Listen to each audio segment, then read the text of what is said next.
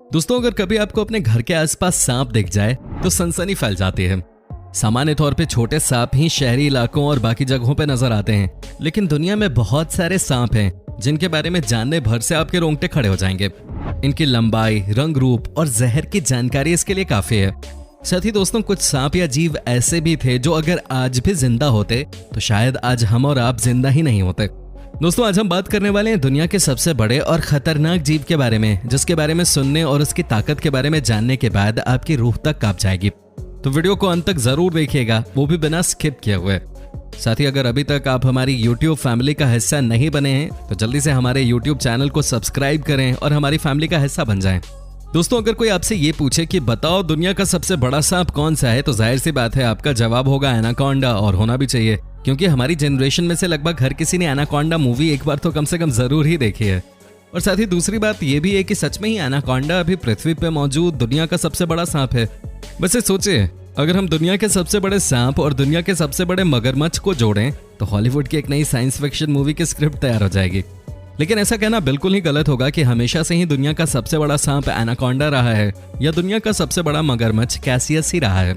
दुनिया में हमेशा से इन दोनों का बोलबाला नहीं हुआ करता था, क्योंकि आज हम जिस सांप और मगरमच्छ के बारे में बात करने वाले हैं उनके सामने ये दोनों ठीक वैसे ही लगने वाले हैं जैसे आयरन मैन के सामने बैटमैन लगता है, यानी बिल्कुल बच्चे लगेंगे। आज हम बात करने वाले हैं क्रोनोसॉरस और टिटानोबो के बारे में, जो आज से लाखों साल पहले हमारी धरती पे हुआ करते थे। आपको जान के हैरानी होगी कि उस समय पानी हो या जमीन, हर जगह इनका ही बोलबाला था। ये दोनों जीव उस समय के हर जीव के लिए सबसे बड़ा खतरा थे। ऐसे में सवाल उठता है कि अगर आज ये जीवित होते तो क्या होता? अगर ये जीवित होते तो क्या हमारा आपका कोई अस्तित्व होता? चलिए देखते हैं क्या होता अगर आज भी ये जिंदा होते तो। खैर, सबसे पहले बात करते हैं टिटानोबा सांप की, जो आज से करीब 6 करोड़ साल पहले इस धरती पे मौजूद था। अगर एक्सपर्ट्स की माने तो अगले 10 मिलियन साल तक ये जीव धरती पर जन्म लेने वाले हर जीव से बड़ा और ताकतवर हुआ करता था। टिटानोबो आकार में करीब 43 फीट लंबा हुआ करता था और इनका वजन 1 टन से भी अधिक हुआ करता था। क्या आप सोच भी सकते हैं कि ये सांप कितने भारी होते होंगे या उस वक्त कैसे दिखते होंगे? इनकी लंबाई मापने के लिए अगर आप 6-6 फीट के 8 लोगों को भी लाइन से लेटा दें तो भी ये उनकी लंबाई के सिर्फ और सिर्फ आसपास ही पहुंच पाएंगे। अब जरा एनाकोंडा और टिटानोबो का कंपैरिजन कर लेते हैं। आपको बता दें कि एनाकोंडा का वजन और लंबाई टिटानोबा के आगे कुछ भी नहीं है। अगर आसान भाषा में आपको समझाएं तो एनाकोंडा टिटानोबा से आधा भी नहीं है। टिटानोबा हिप्पोपोटामस को अपना भोजन बनाने का दम रखता है। 58 मिलियन साल पहले हिप्पोपोटामस नहीं हुआ करते थे, इसलिए ये जीव मगरमच्छों को अपना भोजन बनाया करता था। ये मगरमच्छ को बड़ी ही बेरहमी से अपनी कुंडली में जकड़ लेता था और फिर उसे अपना भोजन बनाया करता था।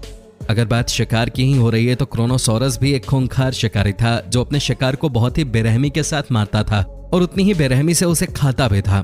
हालांकि इसकी लंबाई टिटानोबा से कम थी, लेकिन शिकार के मामले में ये दोनों ही कमाल की ताकत रखते थे। क्रोनोसॉरस के जबड़े में मजबूत और नुकीले दांत हुआ करते थे, जो शिकारी को बचने का कोई मौका नहीं दिया करते थे।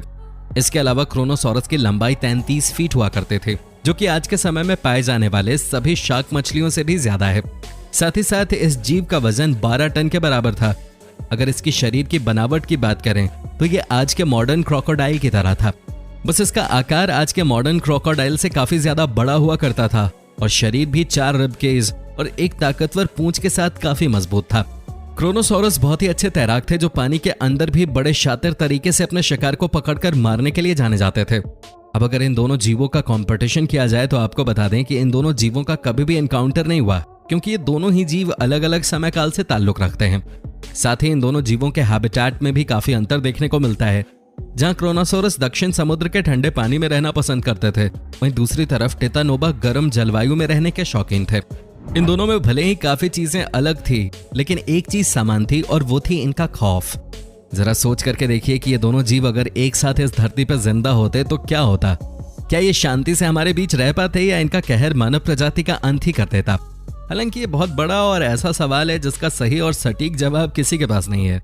लेकिन अगर टिटानोबा अभी धरती के ऊपर जिंदा होते तो ये जरूर भूमध्य रेखा के ट्रॉपिकल रीजन में देखने को मिलते, यानी कि ये जीव कोलंबिया और उसके आसपास के लगभग 8-10 देशों में देखने को मिलते और पेरू जैसे देशों में बसते, जहां का तापमान इनके लिए बिल्कुल सटीक माना जाता है। अगर ऐसा होता है तो कोलंबिया और ब्राजील के लोगों को इनकी उपस्थिति को लेकर काफी सतर्क रहना होता।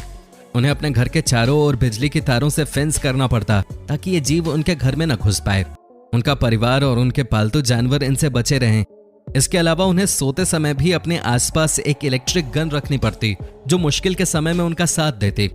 जरा सोच कर देखिए इन हालातों में इंसान का जीवन कैसे खौफ के साए में बीतता। हालांकि शायद ही ये जीव इंसानों को अपना खाना बनाने में कोई दिलचस्पी रखते, लेकिन ये आकार में बड़े जीवों को अपना शिकार जरूर बनाते, क्योंकि चूहों और छोटे जीवों को खाने से शायद ही इनकी भूख मरती। इंसानों से और हाईटेक सिटीज से टितानोबा दूर ही रहते, क्योंकि आप ये बात मानो या ना मानो, लेकिन दुनिया का सबसे बेरहम जानवर इंसान ही होता है। और बाकी जानवरों की तरह इंसान इन्हें भी चिड़ियाघर में रख के पैसे कमाते, और यही वजह है इन्हें और इनकी जाति के जीवों को इंसानों के ऊपर हमला करने के लिए उकसाती। साथ ही टितानोबा इंसानी शिकारियों से बच नहीं पाते, जो लोग उन्हें मारकर उनके खाल को बाजार में बेचते। इसके अलावा अगर एनिमल किंगडम की बात करें तो इतने बड़े जीव के होने से एनिमल किंगडम में भी काफी दहशत का माहौल होता।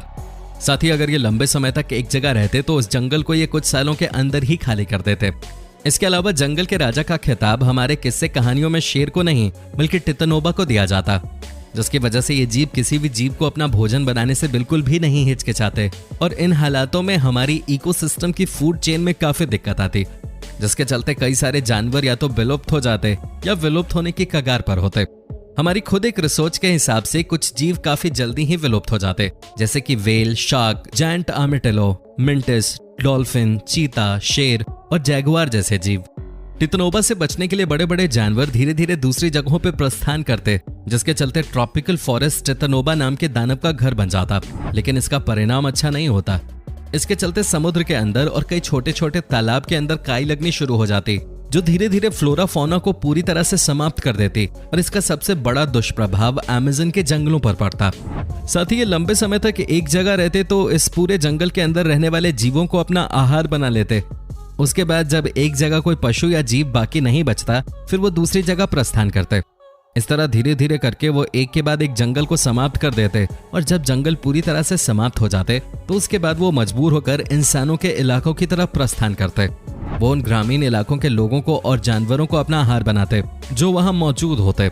फिर उसके बाद ये नहीं रुकते और धीरे धीरे करके ये शहरों की तरफ आना भी शुरू हो जाते, जो इंसानी नस्ल के लिए काफी खतरनाक साबित होता, क्योंकि उसके बाद वो इंसानों को भी मजबूरी में अपना आहार बना लेते। भले ही एक इंसान से उनकी भूख मिटती नहीं, वो पूरे परिवार को ही अपना आहार बनाने लगते। अगर बात क्रोनोसॉरस की करें तो आज के वातावरण में इनका जीवित रहना काफी मुश्किल हो जाता और धीरे धीरे उनकी खुद की ही नस्ल विलुप्त होने की कगार पर आकर खड़ी हो जाती। अगर ये इस वातावरण से बच भी जाते तो आज के समय में ये भूख से मर जाते, क्योंकि मरीन लाइफ में इसे आज के समय पर अपने आकार का भोजन ही नहीं मिल पाता। डायनासोर के जमाने में एक टर्टल भी बड़े टेबल के जितना बड़ा हुआ करता था, लेकिन आज के समय में टर्टल काफी छोटे छोटे आकार के होते हैं। इसके चलते ये जीव काफी तेजी से समुद्र के अन्य जीवों का शिकार करना शुरू कर देता, जो कि मरीन लाइफ को बुरी तरह से प्रभावित करता।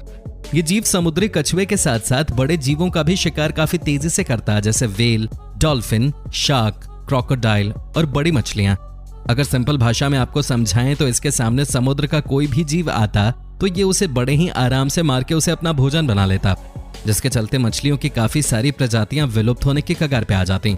इन सब के विलुप्त होने से जलवायु पे इसका काफी बुरा प्रभाव पड़ता, क्योंकि हवा से कार्बन डाइऑक्साइड लेने के लिए कोई समुद्री जीव जिंदा ही नहीं बचता।